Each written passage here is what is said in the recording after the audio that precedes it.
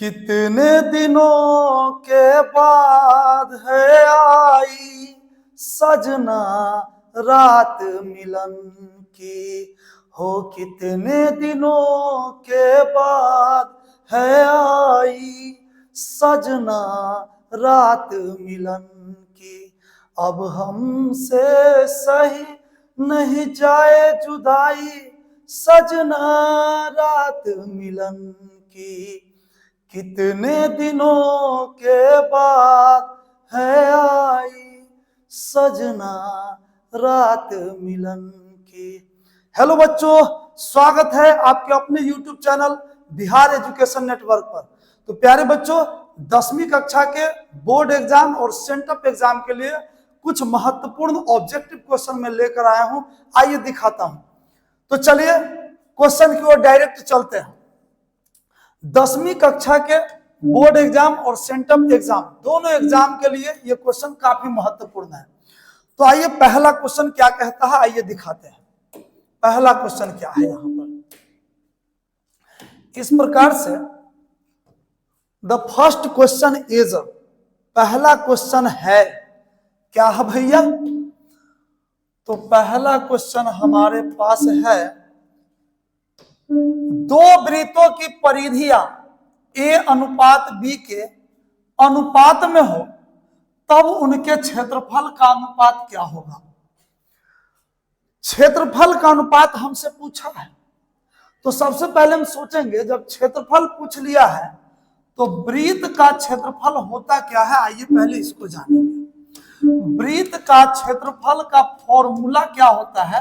तो ये होता है पाई आर स्क्वायर। यानी वृत्त के क्षेत्रफल निकालने के लिए हमारे पास आर का मान चाहिए, आर का मान। तो आइए आर का मान निकालते हैं। देखिए, तो आर का मान निकालेंगे कैसे?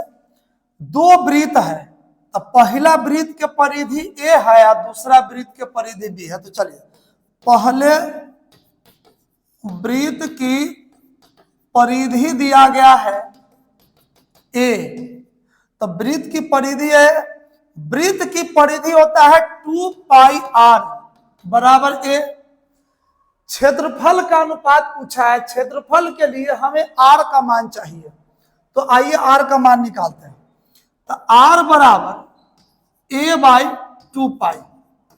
ये पहले वृत्त की त्रिज्या निकल गया। अब दूसरे वृत्त का, दूसरे वृत्त की परिधि दिया गया है। दूसरे वृत्त की परिधि हमारे पास कितनी है? तो दूसरे वृत्त की परिधि बी है। दो गो वृत्त है, एगो के परिधि ए है, दूसर के बी है। तो दूसरे वृत्त की परिधि बी, तो दूसरे वृत्त की परिधि का फॉर्मूला होता है, क्या होता है देखिए। तो वृत्त की परिधि होता है 2 पाई आर अब बराबर ई बी। तो आर बराबर बी बटे ये वाला 2 पाई। तो पहलका वृत्त के त्रिज्या निकला तो R1 और दूसर का वृत्त के त्रिज्या निकला तो R2।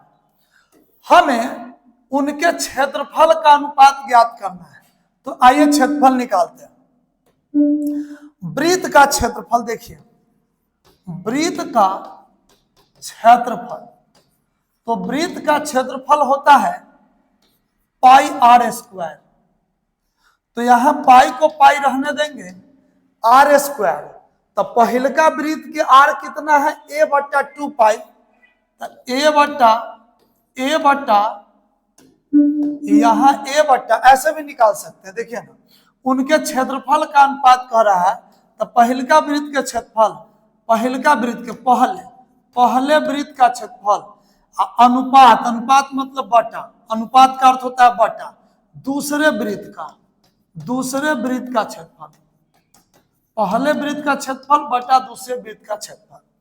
तो पहले वृत्त का क्षेत्रफल पाई आर स्क्वायर और दूसरे वृत्त का क्षेत्रफल भी पाई आर स्क्वायर।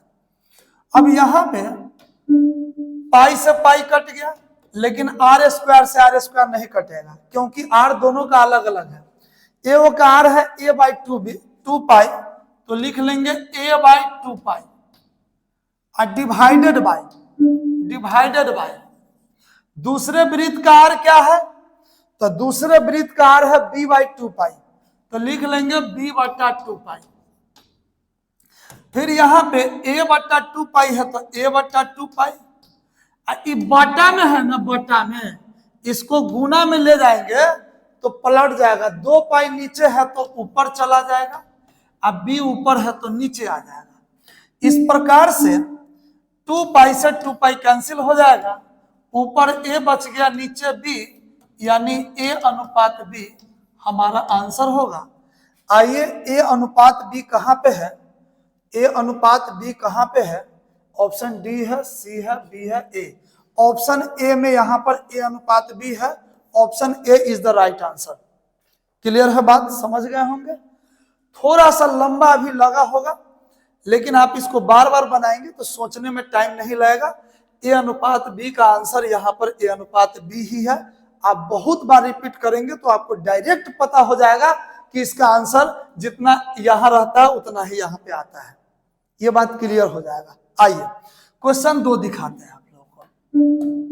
क्वेश्चन 2 क्या कहता है, कितने दिनों के बाद है आई, अब क्वेश्चन 2 यहां पे है, 44 मीटर परिधि वाले वृत्त की त्रिज्या क्या होगी। हमें वृत्त की त्रिज्या पूछा है। आइए परिधि दिया हुआ है, वृत्त की परिधि, वृत्त की परिधि,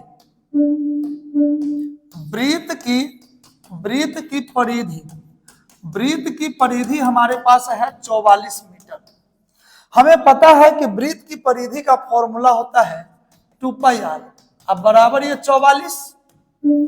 अब यहाँ पे 2 का 2 पाई का मान होता है 22/7 गुना आर बराबर 44, तो आर बराबर 44, बटे 7 है उधर जाएगा तो गुने 7 ऊपर में चला जाएगा, और 2 गुना 22 ऊपर है तो नीचे आ जाएगा। इस प्रकार से 22 दूना के 44 और 2 से 2 कट गया, आर का मान 7 आ गया, यानी त्रिज्या निकालना था, त्रिज्या 7 सेंटीमीटर हमारा आंसर हो गया। क्लियर है बात। आइए क्वेश्चन नंबर 3 पे आते हैं। क्वेश्चन नंबर 3 क्या कहता है, क्वेश्चन नंबर 3 है, क्वेश्चन नंबर 3 है, यदि किसी वृत्त की त्रिज्या दुगुनी कर दी जाए तो पुराने एवं नए, कौन है, पुराने एवं नए वृत्तों के क्षेत्रफलों का अनुपात क्या होगा। पुरानका नयका वृत्त के क्षेत्रफल, तो क्षेत्रफल का अनुपात पूछा है, तो क्षेत्रफल जब भी पूछेगा ना तो हम जानते हैं वृत्त का क्षेत्रफल होता है पाई आर स्क्वायर, यानी हमें आर चाहिए, क्या चाहिए, हमें आर चाहिए, यानी त्रिज्या चाहिए। तो आइए त्रिज्या निकालते हैं। यदि किसी वृत्त की त्रिज्या दुगुनी कर दी जाए, तो दुगुनी तो बाद में ना होगा, पहले वृत्त की त्रिज्या कितनी रहती है, तो वृत्त की त्रिज्या को आर कहते हैं, सबको पता है। इसलिए वृत्त के क्षेत्रफल क्या होता है, तो वृत्त का क्षेत्रफल होता है पाई आर स्क्वायर। जब त्रिज्या आर है तो क्षेत्रफल पाई आर स्क्वायर, त्रिज्या के होगा तो क्षेत्रफल पाई के स्क्वायर, त्रिज्या एम तो क्षेत्रफल पाई एम स्क्वायर, त्रिज्या जो होगा वो स्क्वायर। तो ये हो गया पुराना, पुराना मतलब पहले वाला, पुराना मीन्स पहले वाला, पुराना का अर्थ होता है पहले वाला, पुराना वृत्त की।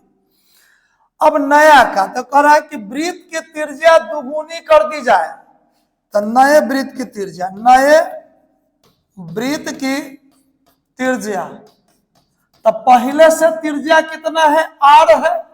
आप कह रहे कि त्रिज्या दुगुनी कर दी जाए, तो आर के दुगुना कर देंगे तो 2r हो जाएगा।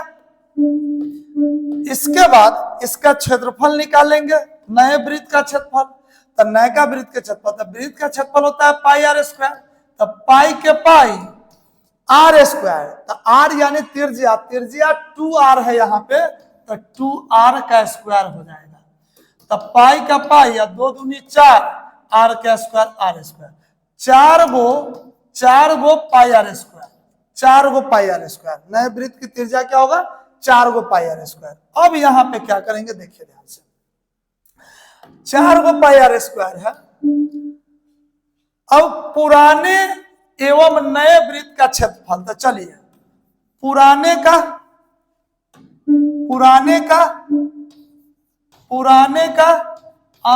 क्षेत्रफल, पुराने वृत्त का क्षेत्रफल अनुपात नए वृत्त का क्षेत्रफल।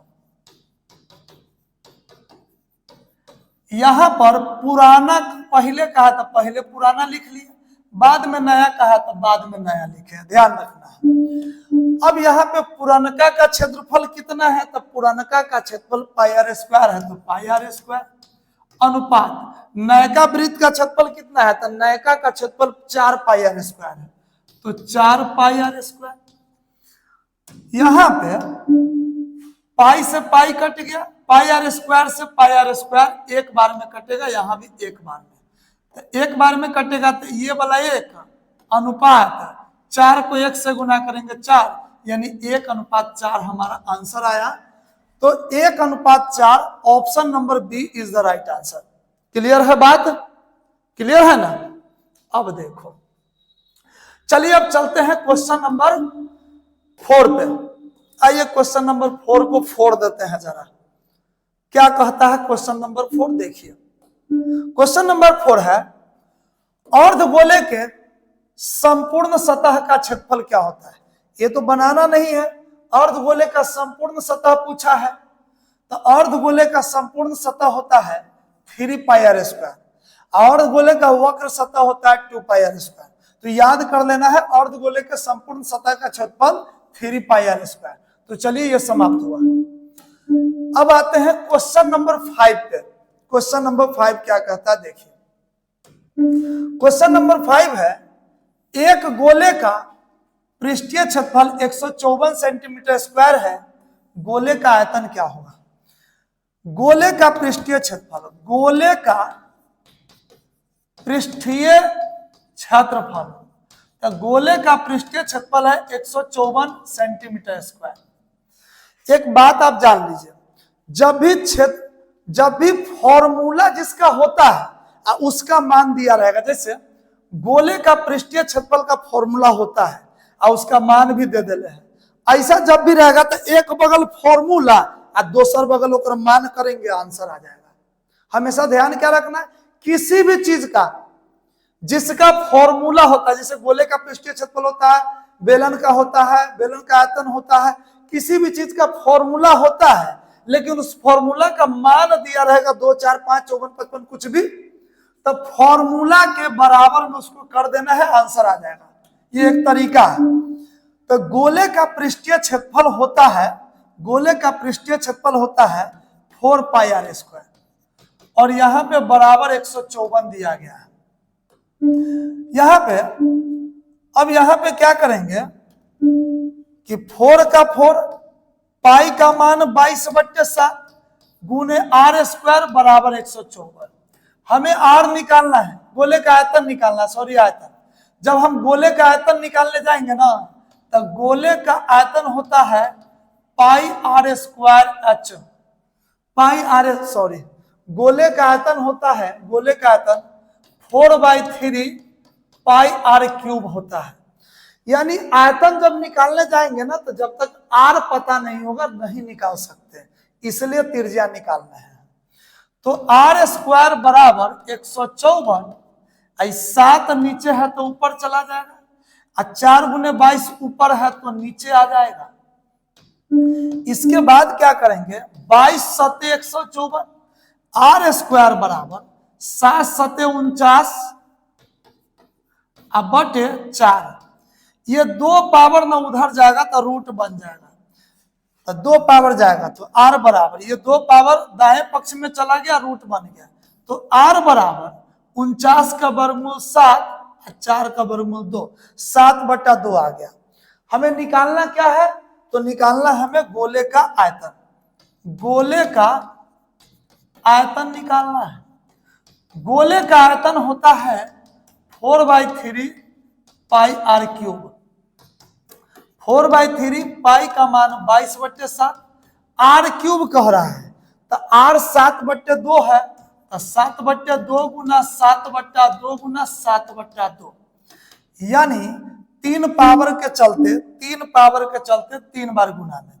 अब देखिए 7 से 7 कैंसिल, 2 से 22 को 11 बार में, 2 दूनी 4 से 4 कट गया, ऊपर बच गया 11 गुने 7 गुने 7, 11 गुने 7 गुना 7, और नीचे बच गया 3।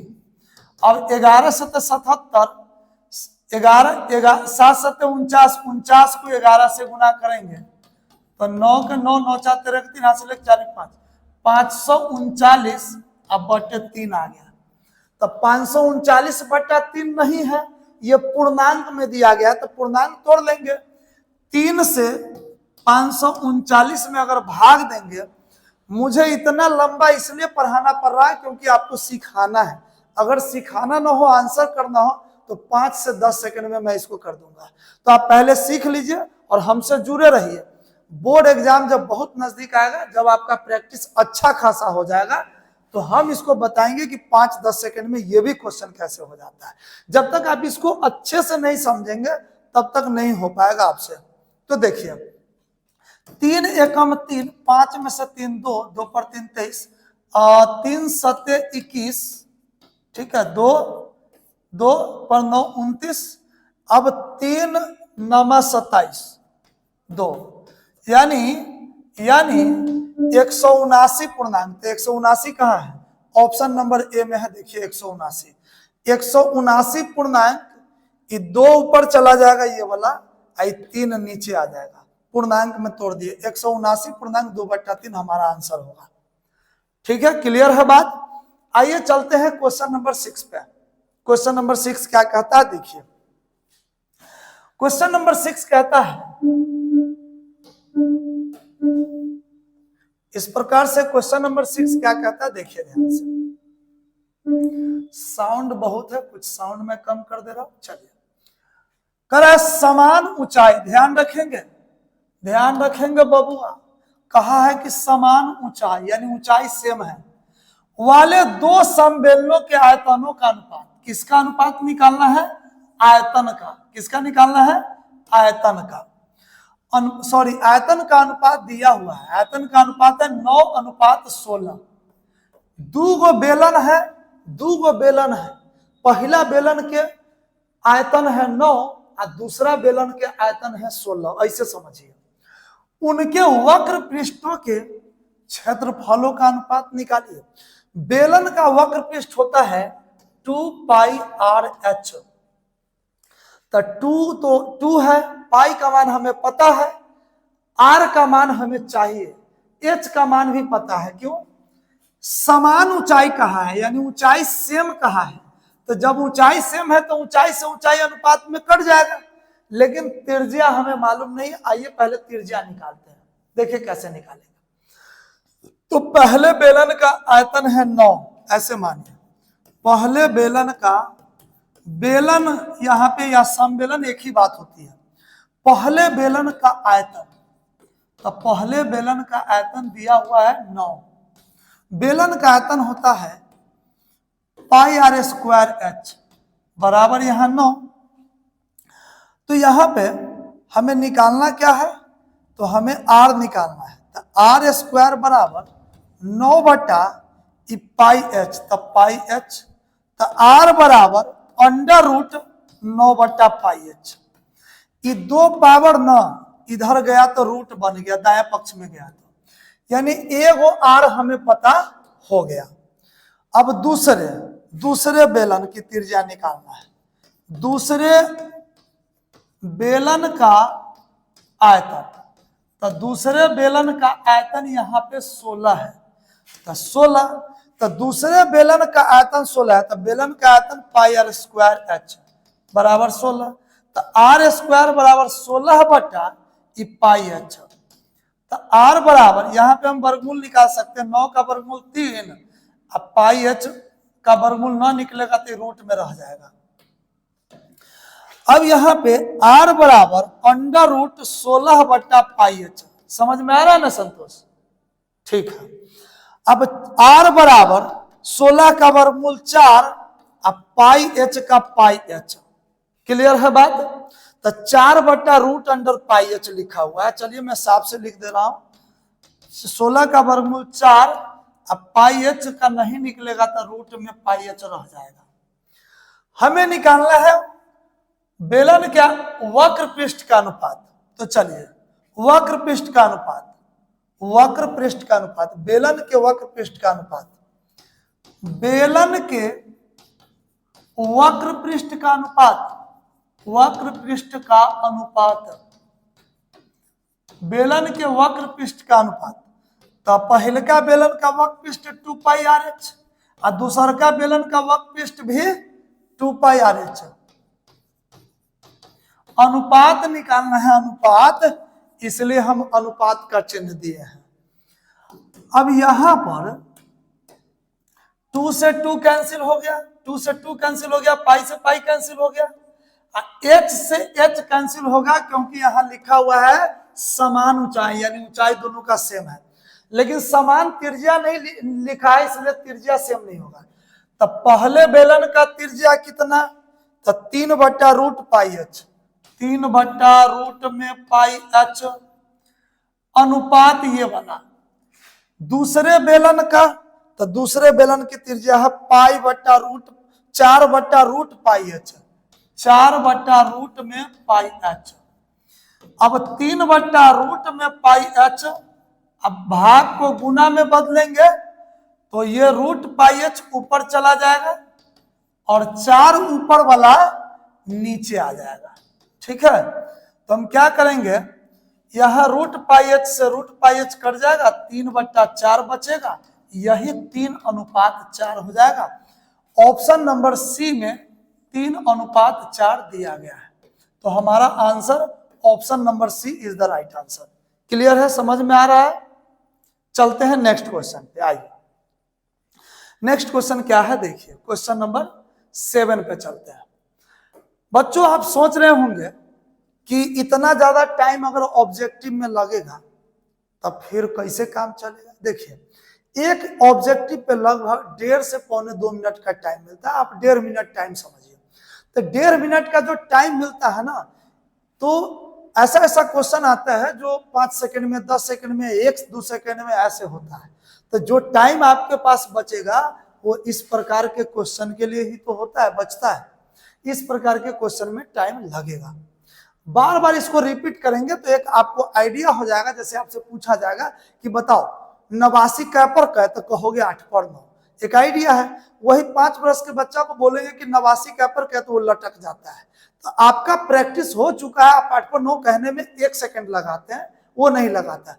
तो जब आप रिपीट कर लेंगे ना तो वही 4-5 सेकंड लगता है, ज्यादा टाइम नहीं लगता है, वो मैं आगे बताऊंगा। चलिए अब क्वेश्चन नंबर 7 पे आते हैं। मात्र 14 क्वेश्चन है, एकदम दिल थाम के देखिए। एक ही ऊंचाई, फिर कह रहा है ऊंचाई सेम है, एक ही ऊंचाई के 2 समबेलन की त्रिज्या दिया गया है 1 और 3, त्रिज्या का अनुपात 1:3 के अनुपात में है, तो उनके आयतनों का अनुपात निम्नलिखित में से क्या होगा। तो देखिए हमें त्रिज्या का अनुपात दिया गया है, यानी त्रिज्या 1 दिया गया है 1, पहल का त्रिज्या, और दूसरा का त्रिज्या दिया गया है 3, ऐसा मान लीजिए। तो यहां भी बेलन है, सम बेलन यानी बेलन, तो उनके आयतनों का अनुपात, बेलन के आयतनों का अनुपात, तब बेलन का आयतन होता है πr² अनुपात πr²। 2 गो बेलन है, दोनों का अनुपात। अब पाई तो सभी का सेम होता है, पाई से पाई कट जाएगा। यहां पे ऊंचाई से ऊंचाई भी कटेगा, क्योंकि यहां लिखा हुआ है समान ऊंचाई, यानी ऊंचाई सेम है, एक ही ऊंचाई, ऊंचाई सेम है। ऊंचाई सेम रहता है तो ऊंचाई से ऊंचाई कट जाएगा। त्रिज्या सेम नहीं है, पहल का त्रिज्या कितना है 1, तो 1 का स्क्वायर अनुपात, दूसरा का त्रिज्या कितना है तो 3, तो 3 का स्क्वायर, 1 का स्क्वायर 1 अनुपात 3 का स्क्वायर 9, 1:9 हमारा आंसर आ गया। तो 1:9 कहाँ है, तो 1:9 इसमें नहीं दिया गया है कहीं, ये टाइपिंग करने में मिस्टेक है। ऑप्शन नंबर डी में 1:9 होगा, option number D is the right answer. Clear है बात? चले बढ़े आगे। आइए अब है क्वेश्चन नंबर 8 देखते हैं। बहुत हल्का क्वेश्चन है, बस 1 सेकंड लगेगा। करा है 2, 3, 5, 7, 3 2 6 का बहुलक बताइए। बहुलक क्या होता है? तो सबसे अधिक बार आने वाला, बहुलक बराबर सर्वाधिक बार आने वाला, सर्वाधिक बारंबारता वाला चरमान, यानी सबसे अधिक बार आने वाला। तो सबसे अधिक बार कौन है? दो कै बार है? एक बार, दो बार, दो बार है, दो बार है। अच्छा, 3 कितने बार है? 3 भी 2 बार है, 5 एक के बार है, 7 एक के बार है, 6 एक के बार है। अब यह मैटर फंस रहा है, सबसे अधिक बार जो आता है ना वो आंसर होता है। तो 2 बार आया है और 3 भी 2 बार आया है, तो ये दोनों आंसर आ गया। तो दोनों में बड़ी कौन है? 3 है, इसलिए 3 होगा। Option number B is the right answer. Clear है बात? समझ में आ रहा है ना? आइए क्वेश्चन नंबर 9 पे आते हैं। क्वेश्चन नंबर 9 क्या कहता है देखिए। क्वेश्चन नंबर 9 कह रहा है कि संचयी बारंबारता वक्र कहलाती है। तो इसको आप याद कर लेंगे, संचयी बारंबारता वक्र क्या कहलाती है? त्वरण कहलाती है, त्वरण। तो त्वरण याद रखना है। चलिए चलते हैं क्वेश्चन नंबर 10 पे। क्वेश्चन नंबर 10 में माध्य पूछा है। देखिए एकदम सिंपल है। क्वेश्चन नंबर 10 है 4 3 7 0 0 6 8 का माध्य क्या होगा? माध्य जब भी पूछेगा ना तो ऐसे कीजिए, सबको जोड़िए। 8 गो 6 गो 14 गो, 14 गो 0 गो तो 14 गो, फिर 14 गो 0 गो 14 गो और 7 गो 21 हुआ, 3 गो 24 हुआ, 4 गो 28 हुआ। और टोटल कै गो है? प्रेक्षण कै गो है? 1 गो 2 गो 3 गो 4 गो 5 गो 6 गो 7 गो, तो बटे 7। अब इसको कट कर देंगे, 7 चौक 28, 4 बार में, तो option number C is the right answer. बहुत सिंपल है। आइए क्वेश्चन नंबर 11 पे आते हैं। क्वेश्चन नंबर 11 क्या कहता है? 11 कह रहा है प्रथम 5 प्राकृत संख्याओं का माध्य क्या होगा? तो प्रथम 5 गो प्राकृत संख्या, प्रथम 5 प्राकृत संख्या, तो 5 गो प्राकृत संख्या कौन कौन होती है? तो प्राकृत संख्या, तो प्राकृत संख्या 1 से चालू होती है। तो 1 2 3 4 5, ये प्रथम 5 गो प्राकृत संख्या। प्राकृत संख्या 1 से शुरू होती है और लगातार चलती है 1 2 3 4 5 6 से अनंत तक।